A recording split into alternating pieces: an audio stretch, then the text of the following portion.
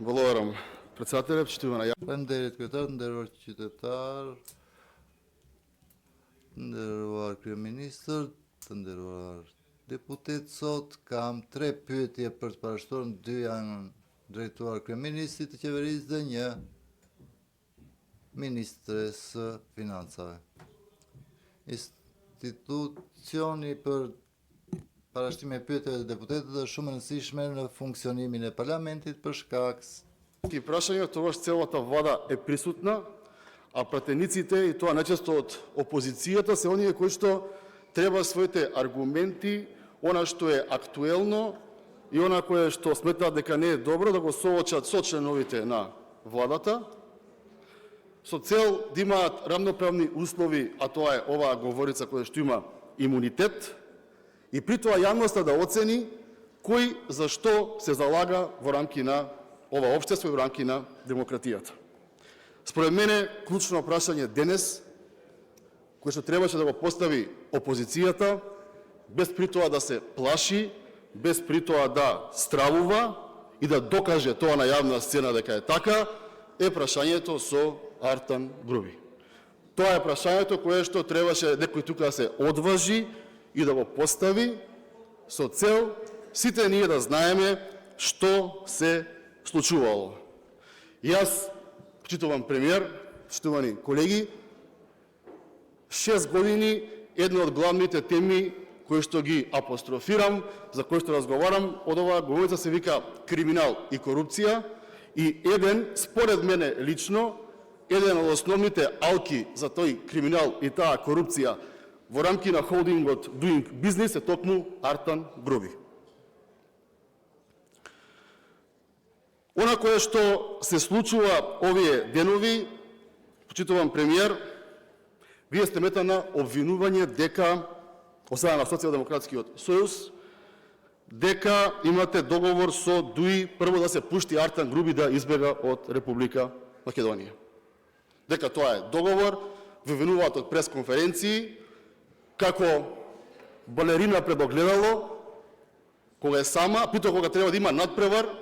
и овдека се соочите, тие не ги поставуваат прашањата, еве, ние ќе ги поставиме. Дали имало договор Артан Груби да биде пуштен, дали и како реагирате на обвинувањата Социјалдемократскиот сојуз дека сте се договорили да се врати. Значи, прво да го пуштите, потоа да се врати, и ме интересира еден ваш коментар, бидејќи темата е наистина актуелна, особено човекот кој што, според мене, еден од главните алки на криминалот во изминатото годишно владење на холдингот Doing Business. Второто прашање, почитуван премиер, повторно е поврзано со криминалот, ама од криминалот од институциите, кој што бил правен со лотари и со други работи кои што претпоставувам дека ќе излегуваат, на криминалот на улиците. Што сакам да кажам? Имаме криминал направен и поврзан со фабриките за марихуана и со 5 тона на марихуана за кои што во медиумите зборуваат, кое што исто така е тема која што претпоставував дека некој од опозицијата, кој што е чесен, честит, ќе се одважи со чист образ, без хипотеки, ќе ги постави прашањата за кои што граѓаните очекуваат одговори. Почитуван премиер, во Република Македонија имаме 80 на концесии на 1,5 милион луѓе. Тоа е премногу. Јасна била играта зашто е тоа така. Многу пати во медиумите и вие и сите алармиравме дека тоа е неприродна состојба, алармиравме дека се е поврзано околу Струмица,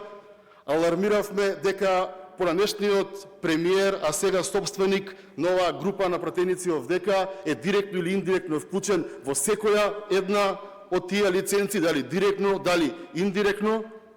Она кое што сакам да го поставам како прашање, тоа имавте вие од тоа што можевме да следиме во јавноста. На седница на влада се разговараше и вие лично ги задолжите сите институции во рамки на системот да во рок од 45 дена се провери, се истражи, се со цел да се утврди фактичка состојба, дали колку е правен криминал поврзан со фабриките за марихуана, кои што кај да отидете, во кој град да отидете, ги гледате или од лево или од десно, тие работат, но очигледно не работеле согласно позитивните законски прописи. Она кое што ми е поконкретно во поглед на ова,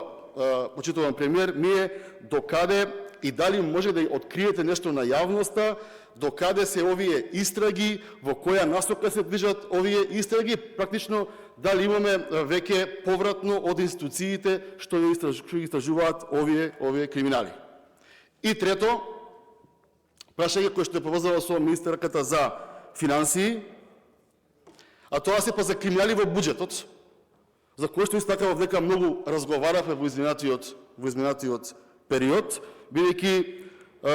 во време на короната и посткороната, кога ги манипулираа фирмите дека им помагаат, дека им даваат средства,